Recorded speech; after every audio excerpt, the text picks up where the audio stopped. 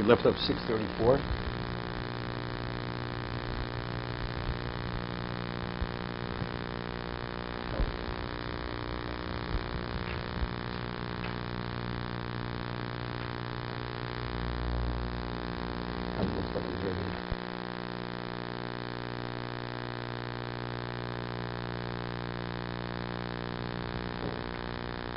Okay, 634. Hova Salavova 634. Aval Mafsidi Atshuva Rabbi Meni. What inhibits tshuva, the many. It undermines tshuva. One doesn't do tshuva. Zechati Ruba Mashekodim Min Ashar Zeh. Mafsideo. There are an additional. Aheskim Alavero. Uasmodo alasoso veichor miniachoso. Look, to talk to Shubal there. What is the first way one does? The first thing you have to do is you have to make the break.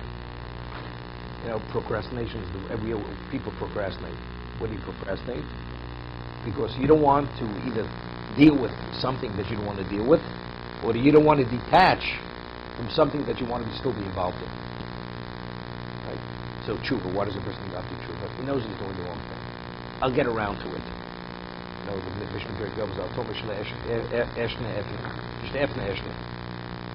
When I have some time, right? That's the Mishnah Berurah goes. I'll tell Mishnah Eshne. When I have time, I'll learn, study. But that time may not come. What happens tomorrow? When I have time. It's always when you have time.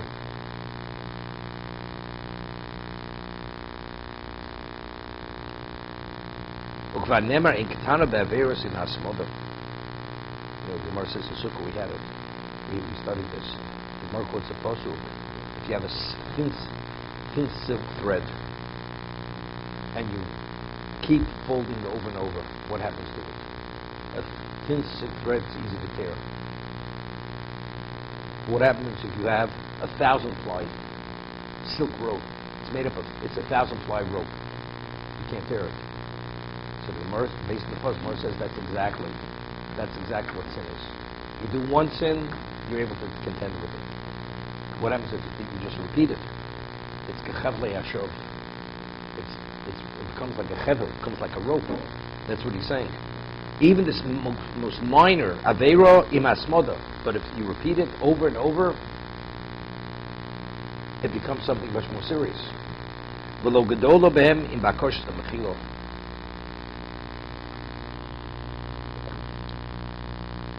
And he says, as grave as a sin may be, nothing's too grave that one can't ask forgiveness.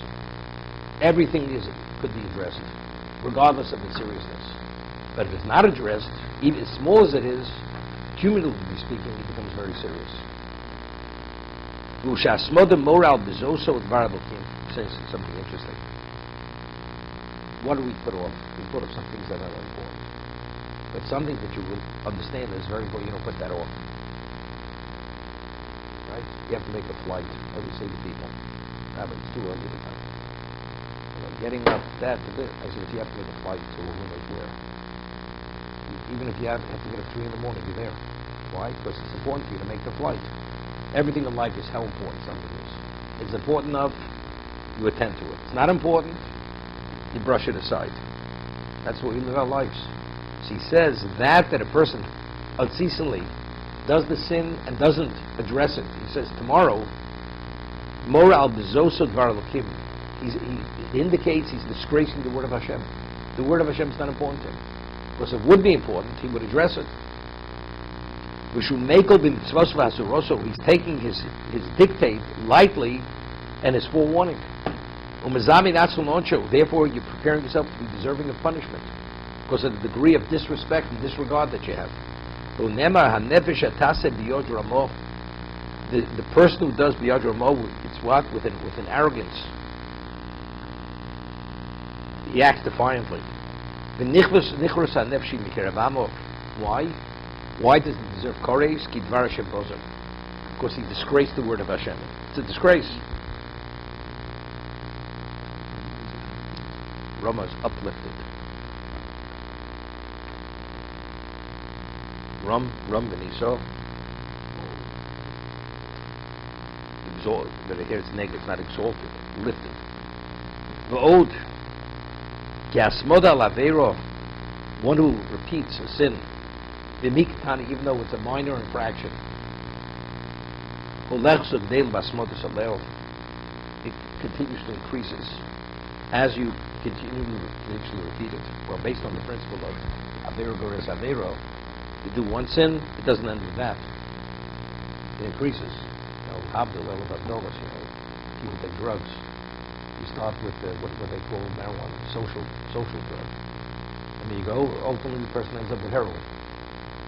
It didn't start with heroin. You start at the lesser level, it brings you to the more serious level.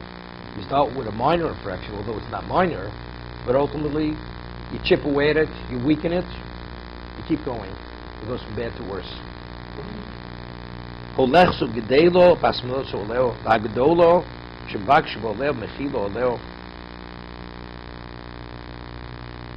the great sin, what is great, grave, when the sinner asks forgiveness, and he abandoned it, he left it because he truly fears Hashem, that minimizes the sin. As serious as you failed, but if because of Yiras Shamayim you come to the recognition and you supplicate Hashem for forgiveness, that chips away, that minimizes the seriousness of what you did in the past. But the person who has no regard, a disregard, and just keeps going, that increases the level of culpability and liability to the person. Till ultimately it's going to be removed, it's going to be erased. And it will be cleansed with tshuva. And he quotes the Gemara, Halo tira hachut shel meshi, a silk thread. Tami chozov, how strong is it? A silk thread, tear it easily. Sheyikopel pomim rabos, but if you fold it over many times, vayodato kikoro miacholishim dvorim. He says, what is silk? He says, silk urir hatolas. It's the saliva that comes out of the worm, the silkworm. Is an excretion. That excretion is the basis for the silk thread that comes out. And you see a rope that actually you secure a boat with that rope to secure it to the dock. You use a rope over, as thick as it is, but it gets worn, it starts fraying, eventually it loses its strength, it gets stretched out, it loses its strength. And eventually it has no value any longer.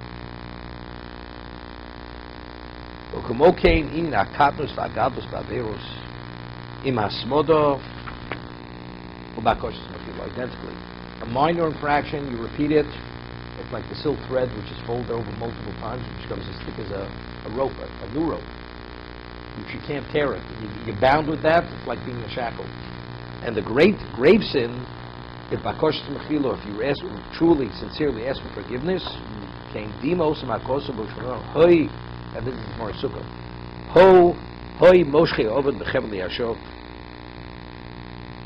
Woe to those who draw iniquity with tenuous strings, who draw sin as wagon ropes. Wagon, to pull a wagon, what kind of rope do you need? You need drawing ropes. That's exactly the minor sin repeated over and over again. The Chofetz Chaim cites this in regard to Lashon Hara. After he shows that over a short period of time, the violation of 17 negative commandments and 14 positive commandments. It's not good for English. So he shows that in a short period of time, a year, you could violate tens of thousands of averos, but you don't even realize it. Because you're not really in touch with what comes out of your mouth. And he quotes this Gemara. So in a lifetime, you can imagine what's going on over there. It just keeps accumulating, and literally you're shackled and bound to a degree you can't break free of it. And the only way you can break, you have to do tshuva. Do you even remember what you said throughout the year? And sometimes he says, even if you remember, because the person you spoke Lashon Hara about is not aware of it, you're embarrassed. It's embarrassing. You're embarrassed because you have to ask forgiveness. So you can ask forgiveness from Hashem. But the person, you have to say, by the way, I spoke about you.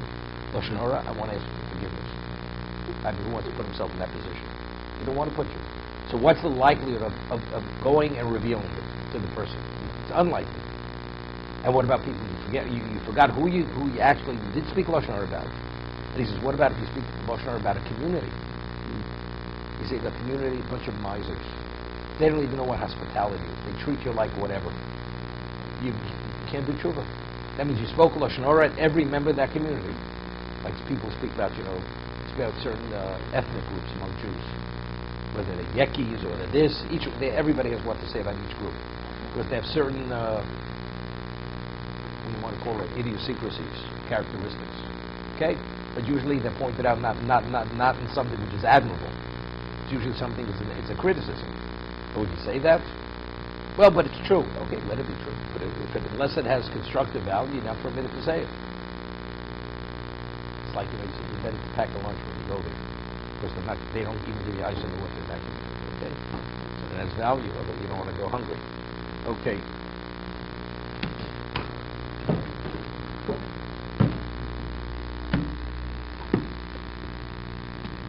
I think, Dave, we're going to finish Kedushin tomorrow. Between today and tomorrow, we'll finish. Howard, we really have to get to Morris. We're going to be finished by the end of the week. You call the bookstore, we'll get them for you. Maybe you can accept draw you back.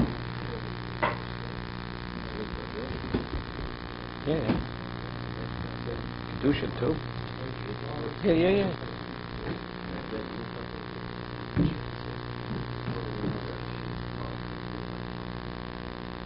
What story? I shut it off purposely.